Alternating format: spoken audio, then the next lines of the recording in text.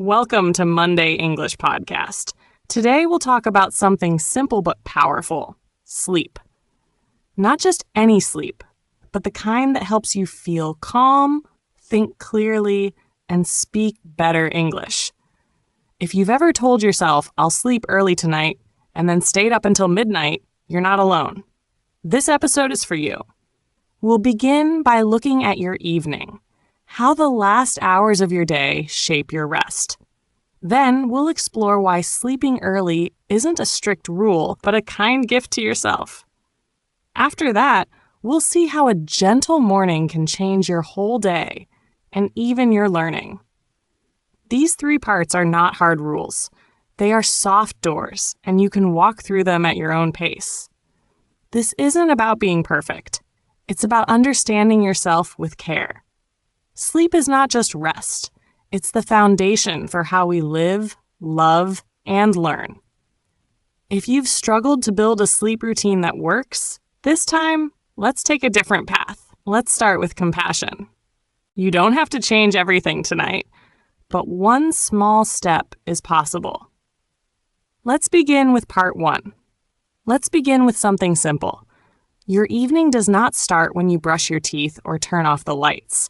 It begins much earlier, maybe even before sunset. Think about your last few hours of the day. Were they calm? Were they rushed? Or did they disappear without you noticing? For many of us, the evening feels like the only time that belongs to us. After a full day of school, work, or family tasks, we want space to breathe, to rest, or maybe just to feel free. But if we're not careful, this me time becomes screen time.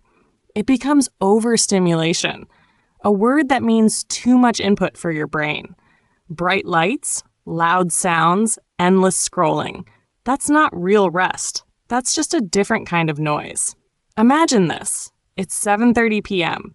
You just finished dinner. You want to relax, but your mind is still thinking about work or studying.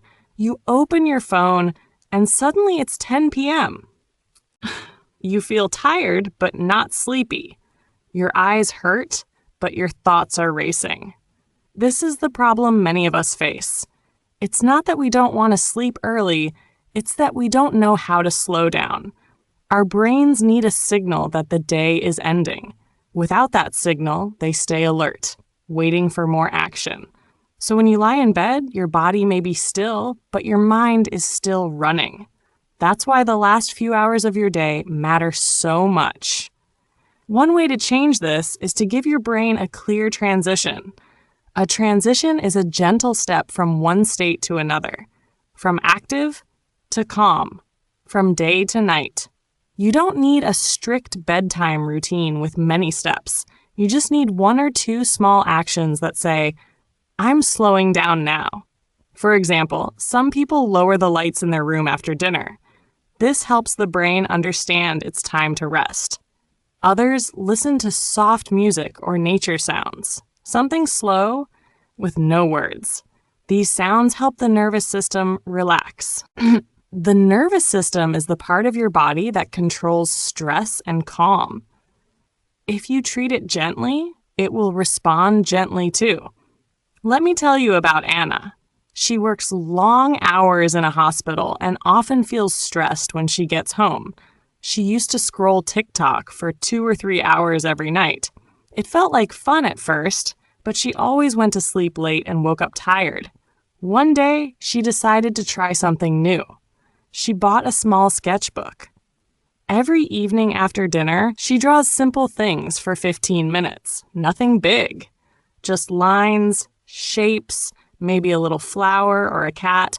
She says it helps her feel peaceful. It's not about the art. It's about slowing down her mind. She now sleeps 30 minutes earlier than before, and that small change helps her feel more clear and steady in the morning. The truth is, your body wants to rest, but it needs your help. You can support it by making your environment a little softer. Try using a warm light instead of a bright white one. Drink something without caffeine after 7 p.m. Caffeine is a chemical in coffee and tea that keeps you awake. Instead, drink warm water or herbal tea. And if you can, stop checking messages or news 1 hour before bed. You may think you're relaxing, but your brain is still working hard to process all that information. Even 5 minutes of quiet can make a difference. I know it's not easy to change evening habits. Sometimes you're tired. Sometimes you forget. That's okay. Change is not a straight line. It's more like a gentle wave. Some days you'll follow your plan. Some days you won't. But if you return to it again and again, it will become part of you. You don't need a perfect routine. You need a caring one. One that says, I am important. My rest matters. And I can slow down, even just a little. So tonight, try one small thing. Choose one soft sound, maybe music, nature noise, or even silence, and listen to it for 10 minutes. Turn off the bright light. Let your breath slow down. Tell your body, the day is done. You're safe. You can rest now. And in the next part of our episode, we'll explore what sleeping early really means and how it can become an act of kindness, not a rule. Keep listening. You're doing well. Let's take a moment to be honest. When you hear the phrase sleep early, how do you feel? Do you think of peace and rest? Or do you feel pressure, like you're doing something wrong if you stay up late? Many people try to sleep early but end up lying in bed, eyes open, mind full. They feel guilty. They feel like they failed again. That's a hard feeling to carry. But maybe the problem is not you. Maybe the problem is how we think about sleep. What if sleeping early is not a rule to follow, but a gift to give yourself? What if it's not about control, but about care? Think about this. You finish dinner, clean up, and check your phone. Then it's one video, then another, and suddenly, it's almost midnight. You told yourself you'd sleep by 10, but again, you didn't. So you feel bad. You promised to try harder tomorrow, but the same thing happens again. This is common, and it has a name. It's called revenge bedtime procrastination. That's when people delay sleep because they want to feel in control of their time. During the day, you might feel busy, tired, or stressed. So at night, you try to take back that time, even if it hurts your sleep. It's not about fun, it's about freedom. But here's the truth. Staying up late doesn't always give you real freedom. It often steals your energy for the next day. And over time, it steals your peace too. Let me tell you about Jamie. He works in a busy office and studies English at night. For months, he stayed up until 2 a.m. watching shows and scrolling. He said it was his way to feel alive after a long day. But in the morning, he always felt heavy, slow, and unhappy. He drank coffee, skipped breakfast, and forgot what he learned the night before. When he tried to sleep early, it felt like punishment. It felt like losing the only part of the day that was his. But one day, he decided to try something new. He didn't say, I must sleep at 10. He just chose a soft stop time. A soft stop is a gentle time to end your day. Not strict, just kind. For him, it was 11:15 p.m. That became his signal. Close the laptop, brush his teeth, and breathe for 5 minutes. After a few weeks, his sleep became deeper, and his mornings became calmer. He didn't feel punished anymore. He felt respected by himself. Sleep should never feel like a rule. It should feel like kindness, like something you do because you care about your mind, your body, and your tomorrow. And here's something important. Early is different for everyone. For some people, it's 9:30. For others, it's midnight. What matters is not the number, it's the feeling. Do you wake up with energy? Can you focus during the day? Are you kind to others? Do you remember what you study? If the answer is no, then something needs care. Not correction, not control, care. Many learners tell me, I try to sleep early, but my mind doesn't stop. That's okay. You're not a robot. You're a person. If your brain is busy, it means you need more time to release stress. You can't just turn it off like a switch. You need to guide it softly. That's why routines help. Not to force your body, but to support your heart. Small things matter. Even just turning down the light to putting on comfortable clothes and telling yourself, I did enough today. It's time to rest. That simple sentence can change your sleep more than any alarm clock. You also need to believe something important. Your rest is not wasted time. In fact, it's the most productive thing you can do for your brain. When you sleep well, your brain cleanses itself. It stores memories. It builds new connections. This is how learning happens. If you want to speak better English, sleep will help more than 1 extra hour of study. A tired brain forgets. A rested brain grows. So don't think of sleep as the thing you do after everything else. It's not the leftover. It's the foundation. When you start to see it this way, your habits will follow. Of course, some days will still be messy. Maybe you'll go to bed late again. That's part of life. The point is not to be perfect. It's to return again and again to the version of you who wants peace. Even one calm night each week is progress. Don't wait for the perfect week to begin. Begin with one small choice and be proud of it. You are already listening to this podcast. That means you care. That means you're learning how to be kind to yourself. So here's a small step you can try tonight. Choose your soft stop time. Think of it now. Not your sleep time, your stop time. The moment you'll close your phone or turn off your TV. It can be 10:30 or 11:45, whatever feels gentle and real. Say it to yourself, at this time, I stop. Not because I must, but because I can. That's your boundary. That's your power. And when you protect that space, your rest will begin to protect you. Coming up next, we'll talk about mornings. How the way you wake up can shape your emotions, your focus, and even your confidence. You don't need a miracle morning. You just need a kind one. Stay with me. We'll continue after this gentle pause. How you wake up can change everything. It can shape your mood, your focus, and even your English. You might think, it's just the start of the day. What does it matter? But your first minutes after waking are like the first brushstrokes on a blank canvas. If you begin with noise, stress, or rushing, the rest of the day follows that tone. But if you begin gently, with space and care, your whole day becomes lighter. Waking gently does not mean you must be slow or quiet all morning. It means you start in a way that respects your body and your mind. It means choosing kindness, even in small ways. Let's start with a common picture. Your alarm rings, it's loud. Your room is still dark. You grab your phone and scroll for 20 minutes, trying to wake up. Maybe you check emails or messages. Maybe you look at the news. Before you even stand up, your brain is full. Then you rush to get ready, drink your coffee fast, and leave the house already tired. This is normal for many people, but it doesn't have to be. Imagine another version. The alarm rings, but it's a soft sound. Your curtain is open, and morning light touches your face.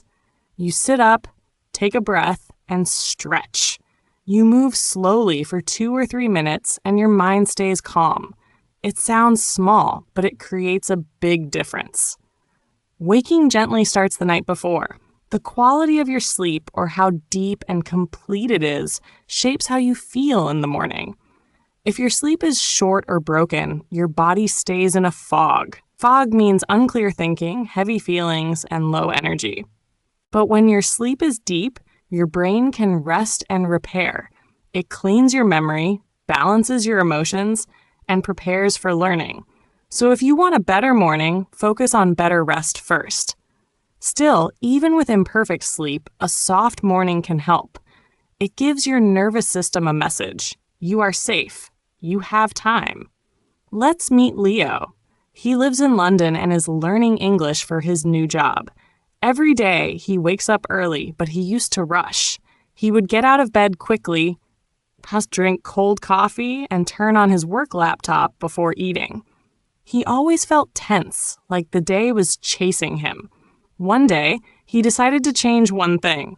He didn't try to fix his whole morning. He just added one habit, a 5-minute English podcast while brushing his teeth. He didn't try to focus hard. He just listened, softly, like background music. After 1 week, he noticed a change. He felt more calm. He remembered more words. He even spoke more clearly during meetings. That's the power of input.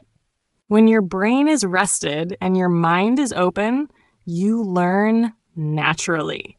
You don't have to force it. Your brain is most fresh in the morning. That's a good time for light learning, reading a short text, listening to simple English, or even repeating one phrase out loud. You don't need to study for hours. Just 5 or 10 minutes of soft input can make a difference. Your mind takes in language like water into dry soil. Gently, slowly, but it stays. And when you feel good at the start of your day, you have more strength for challenges later. Another helpful step is light. Natural light tells your body to wake up. It starts a process inside you called circadian rhythm. This rhythm is your body's natural clock. It knows when to sleep, when to wake, and when to eat. When you let light into your eyes early, like by opening a curtain or going outside, you help your rhythm stay strong. That leads to better sleep later. It's a simple cycle. Good sleep creates a good morning, and a good morning prepares you for good sleep. The loop becomes your new normal. But you don't need to do everything at once. One small morning shift is enough. Some people say, "I'm not a morning person." And that's okay. You don't need to love mornings. You don't need to feel happy every sunrise. You just need to give yourself a better start, something that helps you feel more like yourself. That could be a quiet moment, a slow breath, a warm drink without your phone in your hand, or maybe a short sentence you tell yourself like, "I'm ready for this day," or "I'll try my best." These words are like anchors. They keep you steady even if the day gets busy or hard. And remember, waking gently does not mean being late or lazy. It means choosing how your energy enters the world. When you take that time, even for 2 minutes, you're saying, "My presence matters. I want to show up with calm." That's a strong choice, one that builds confidence from the inside. If your mornings feel messy now, don't worry. You're not failing. You're just between routines. Many people change their mornings slowly, step by step. You can too. Maybe tomorrow you stretch before standing. Maybe you listen to English for 3 minutes. Maybe you keep the lights soft for 5 extra minutes. These small acts are seeds. With time, they grow into strong habits. So here's one thing you can try tomorrow morning. Before you check your phone, give yourself 2 quiet minutes. You can breathe, you can stretch, you can listen to a soft sound. No need to think. Just notice how you feel. This is not a rule. It's an invitation to begin the day with care. In the next part of our episode, we'll look at what sleep really does for your brain, especially when it comes to language learning and memory. If you've ever felt like you forget words too fast or lose focus easily, this next segment is for you. You'll see that sleep is not just rest, it's your learning partner. Let's keep going. Let's talk about something that often gets forgotten, what sleep does for your brain, not just for your body, but for how you think, feel, and learn. Many English learners tell me, "I study every day, but I still forget new words." Or they say, "I listen, but my brain feels tired. I can't focus." These are not signs of failure. They are signs of fatigue. Fatigue means your brain is tired, not just your muscles. And most of the time, the answer is not more effort. It's more rest. Sleep is the quiet helper behind every strong learner. When you sleep well, your brain becomes a better student. It remembers, connects, and creates new knowledge. But when you sleep too little, your brain works harder and gives you less. Let's look at how this works. When you learn something, like a new word in English, your brain needs time to save it. It doesn't happen the moment you see it. First, your short-term memory holds it like a small shelf. But for that word to stay longer, your brain needs to move it to long-term memory. That's like putting it in a safe box.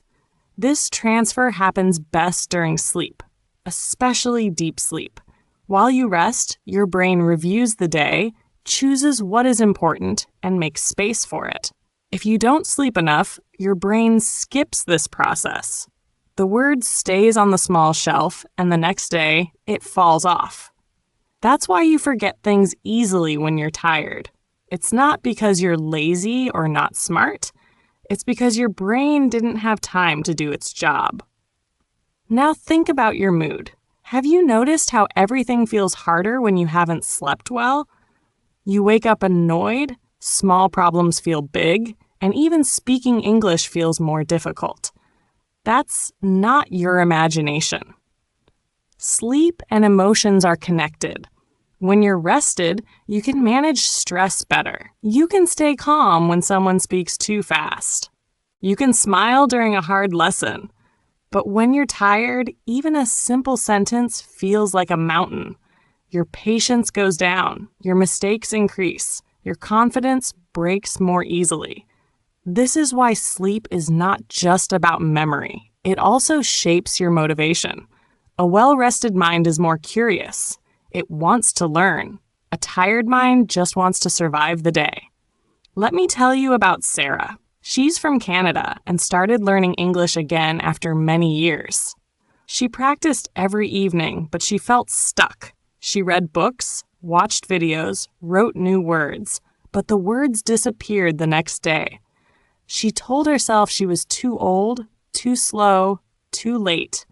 One day we had a short talk, and I asked, "How are you sleeping?" She laughed and said, "Not great, maybe 5 hours a night." I asked her to try one thing, no screens after 10 p.m. and go to bed by 11:30, just for a week. She didn't believe it would help, but she agreed. After 4 nights, she felt different. Not perfect, but more awake. More ready. She began to remember phrases from her reading. She didn't cry after class. 2 weeks later, she gave her first short presentation.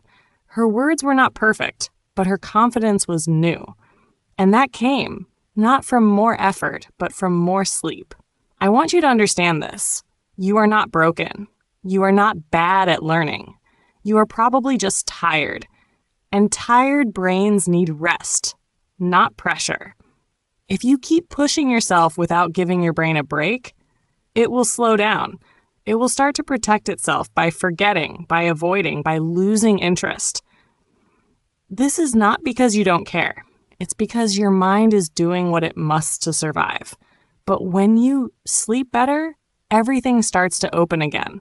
Memory comes back. Focus returns. Joy grows. You begin to like learning again. You begin to believe in yourself again.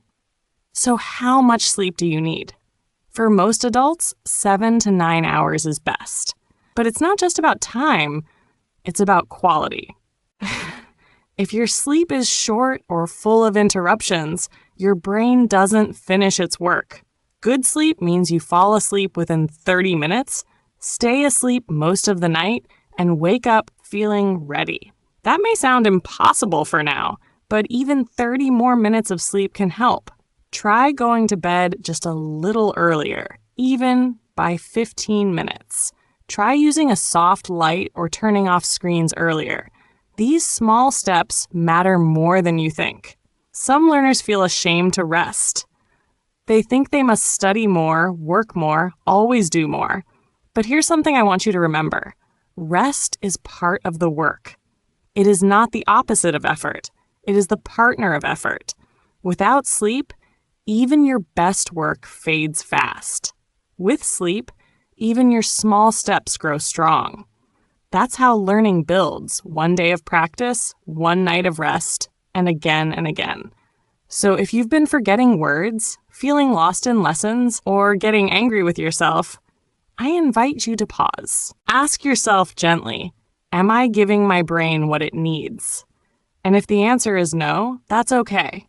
You can begin again tonight, not with a big change, but with a small one. Here's something easy you can try. For the next 3 nights, track your sleep. Just observe. What time do you go to bed? What time do you wake up? How do you feel in the morning? Write it down. No judgment. This is just a way to notice. Because once you notice, you can choose. And once you choose, your brain will begin to thank you with energy, focus, and joy. In the next section of our episode, we'll pause together. I'll invite you to reflect on your own sleep story, not what you should be doing, but what you truly need. This is not about rules, it's about care. Let's keep going. Take a deep breath. No pressure, no goals for a moment, just you in this quiet space. I know you've been trying to build better sleep, better mornings, better habits. And maybe you've had good days. Maybe you've had nights where it all worked. You slept well, woke up calmly, and felt proud. But maybe there were other days. Days where the plan broke. Nights when your phone stayed on too long. Mornings where the alarm felt like a fight. That's okay. You are not behind. You are not broken. You are becoming. And becoming is never a straight line. Everyone has a story with sleep. For some people, sleep is safety. For others, it's struggle. Maybe you learned to stay up late because it was the only time you felt peace. Maybe quiet feels uncomfortable because it brings too many thoughts. Or maybe you simply never had space to rest before now. Whatever your story is, it matters. And it makes sense. You don't need to fix yourself. You need to listen. What does your body really need? What rhythm feels kind? These questions take time, and you don't need all the answers today. If there's one thing I hope you carry from this episode, it's this. Your sleep is part of your growth. Not separate from it, not something to fix later. When you care for your rest, you care for your mind. When you allow yourself to stop, you give space for strength to grow again. So take a moment now. Gently ask yourself, what kind of sleep do I want to have? Don't answer with should. Answer with truth. Say it to yourself in a sentence. My sleep is important because... And let the rest come from your heart. You don't need to get it right. You just need to get closer. That's enough for today. Now, let's take everything we've learned and build something simple, flexible, and real. It's time to create your gentle plan. Today, we've learned something simple but powerful. Sleep is not a break from life. It's part of how you build it. Your evening starts before the sun sets. Your bedtime can be a kind choice, not a strict rule. Your morning can begin with care, not pressure. And your brain, the one learning English right now, needs sleep to grow stronger, not just practice. Rest shapes your focus. Rest supports your memory. Rest protects your mood. You don't need to change everything at once. Just one small step, one soft moment can begin to shift everything. If you've been tired, if you've been forgetting words or feeling slow when you speak, it doesn't mean you're failing. It means your brain is asking for rest. And now you've taken time to reflect, to understand your own sleep story, and to learn new ways forward. That's progress. That's effort. And you should feel proud. So here's your next step. Tonight, choose one habit to soften. Just one. Maybe you close your phone earlier. Maybe you dim your lights. Maybe you say out loud, I've done enough for today. Keep it small. Keep it real.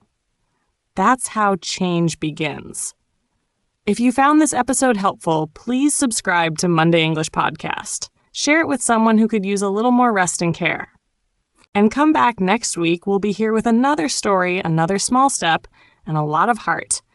You're doing better than you think. Let's keep going.